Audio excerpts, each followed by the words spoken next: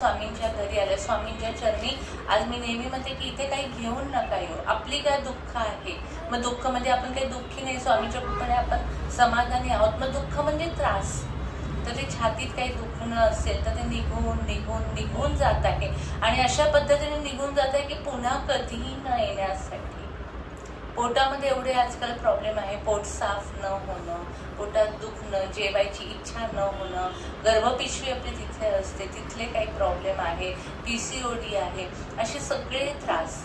हे ध्यान तुम्ही इथे शिकलात. आपल्या घरी मुली असतील त्यांना बसायचं, त्यांना इमॅजिन करायला सांगायचं की तुम्हाला पोटाचा काही त्रास असेल तर तो निघून निघून गेला आहे. एक दिवा लावायचा. अग्नी ही अशी गोष्ट आहे ना की तीच एक एनर्जी आहे की तिच्यामध्ये एकदा जळाल्यानंतर ते पुन्हा नाही तयार होत, तर ते नष्ट होत आहे.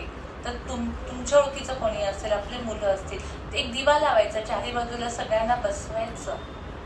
नाहीतर एका छोट्या वाटक्यामध्ये गाईची शेण्या असतात ना, त्या कापूरने जाळायचं, त्यांना सगळ्यांना बसवायचं आणि त्यांना म्हणायचं इमॅजिन करा. एवढं सगळं आपल्याला बोलायला नाही जमलं, माझ्या शरीरामध्ये जे नको आहे ते ह्या अग्नीमध्ये, आपण जे हवनाचं पुण्य जास्त का असतं ना, हवनात सगळं जाळून टाकत असतो. तर माझ्या पोटामध्ये, छातीत, डोक्यात, कानात, नाकात जे माझे सगळे अवयव आहे त्याच्यामध्ये असलेली सगळी निगेटिव्हिटी त्या अग्नीमध्ये निघून निघून जात आहे. शरीर रिलॅक्स रिलॅक्स, शांत शांत शांत शांत.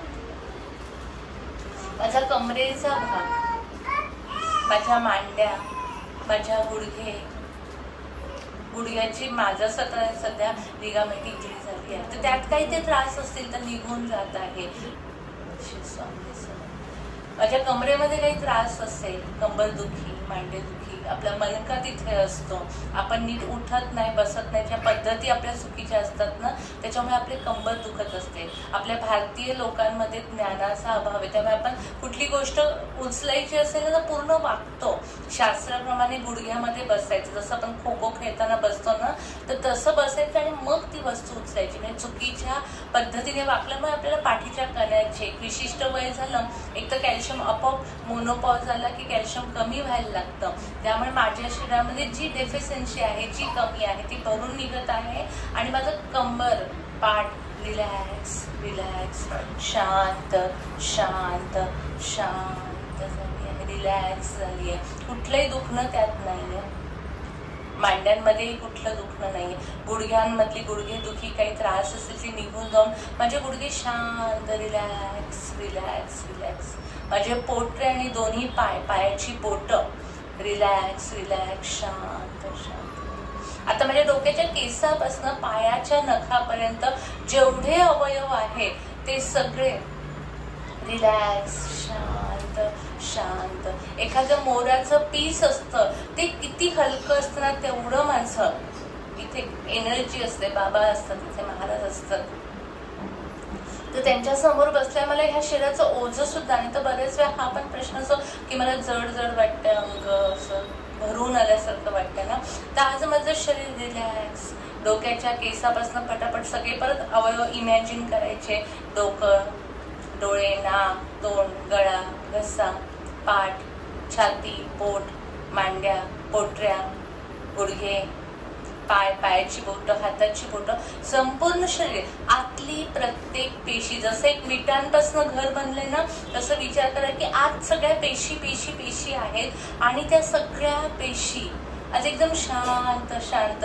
आपण एखाद्या ठिकाणी फिरायला जातो बघा, लोणावळ्याला पावसाळ्यात जेव्हा जातो, एक छान गार पावसाची झुळूक येते, धुकं असतं, ते तिथे गाडीतनं उतरल्यानंतर माहिती नाही पण एक प्रसन्न शांत वाटतं.